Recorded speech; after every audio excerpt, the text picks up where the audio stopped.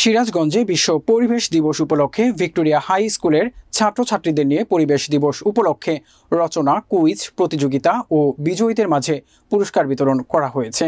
বিস্তারিত থাকছে সিরাজগঞ্জ জেলা প্রতিনিধি আশরাফুল ইসলাম জয়ের প্রতিবেদনে। সকাল 10টায় ভিক্টোরিয়া হাই স্কুল হলরুমে BRAC urban development programme UDP Sirajganj ও ভিক্টোরিয়া হাই স্কুলের আয়োজনে এই বিশ্ব পরিবেশ দিবস উপলক্ষে নানা কর্মসূচি গ্রহণ করা হয়। উক্ত অনুষ্ঠানটি ভিক্টোরিয়া হাই স্কুলের প্রধান শিক্ষক মোহাম্মদ সাজিদুল ইসলামের সভাপতিত্বে অনুষ্ঠানের শুরুতে স্বাগত বক্তব্য রাখেন ব্রাক আরবান ডেভেলপমেন্ট প্রোগ্রাম সিরাজগঞ্জের রিজিওনাল ম্যানেজার রবিউল ইসলাম। অনুষ্ঠানে প্রধান অতিথি হিসাবে উপস্থিত থেকে রচনা ও কুইজ প্রতিযোগিতায় বিজয়ী ছাত্রছাত্রীদের হাতে ক্রেস্ট তুলে দেন সিরাজগঞ্জ পৌরসভার প্যানেল মেয়র মোহাম্মদ নুরুল হক।